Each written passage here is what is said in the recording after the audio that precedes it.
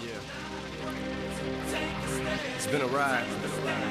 I guess I had to go to that place to get to this one. So HIV and dating. I had a viewer that sent me a request saying, "Hey, Aaron, can you do a video about HIV and dating?" And I would also actually title this "Sex, Sex, Sex."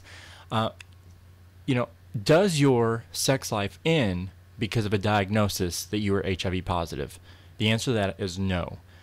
For a period of time, you may become asexual and you may not want to do anything sexually, but I would contend that sexual health is as important as physical health and emotional health, spiritual health, for the whole person to be well-rounded. We know that sex plays a part in this. And so, I engage in a sex-positive philosophy. People are going to have sex. This is a normal part of human behavior. So we need to engage in positive practices. So what would a positive practice be? A great practice to get into is do not wait until you get home to have a conversation with someone that you're hooking up with, someone that you're dating, someone that you meet at the bar. By the time you get home, it's too late, right? Because one or if not both of you may feel uncomfortable about having a conversation. And so there's two conversations need to occur. If you're positive, you have an obligation to inform each and every person that you are going to have sexual contact and that may be exposed that you are HIV positive. That's not a choice. That is something you're mandated by law to do. Okay?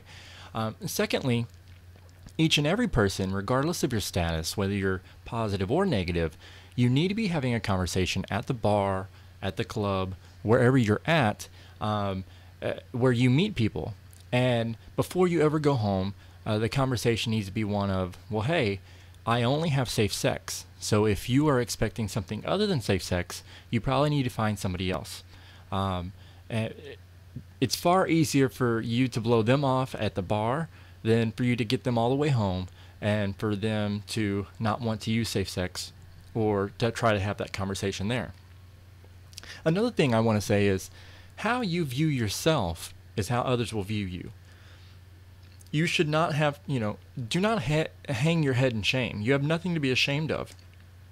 If you walk around with your head hung down in shame, like you've done something wrong, and that you're knocking on death's door, that's how people are going to perceive you, and that's how they will treat you. Okay? Hold your head up high. Whatever brought you to this point, whether it was poor judgment, whether it was substance abuse, alcohol abuse, risky behavior, it doesn't matter. You're at this point, okay? So you really need to look at this day forward. Stop looking in the past. And, we've all made mistakes, but that we're here now, and we can have a healthy future. So how you view yourself is how others will view you. I want to tell you right now as my viewer, you've done nothing wrong. There is nothing wrong with you. You're a great and beautiful person. And, I'm here for you to talk to anytime, day or night. You need to talk to me on Facebook, Tumblr, however you can get a hold of me. That's how, I would want you to get a hold of me. But remember, safe sex, healthy sex. Everything you can do unprotected, you can do safe. Trust me. And, I'm all for people having sex and people having fun, as long as it's safe fun. That 5 minutes or 3 minutes, or depending on the guy you're with, is not worth the lifetime of change that will come if you get a positive diagnosis. Is it a death sentence? No, it's never been a death sentence. Death sentences are something that are issued to people who do wrong. We've done nothing wrong. You've done nothing wrong. I've done nothing wrong. So we should stop thinking about it in those terms. So the answer to that, the question of HIV and dating, yes, you can totally date. You just need to have open communication with those that you're talking to. And, there are plenty of guys that are negative that will still, if you're open with them and honest with them, being positive it's not an issue, because these guys are educated enough to know that safe sex has to occur whether a person is positive or negative, and that makes no change.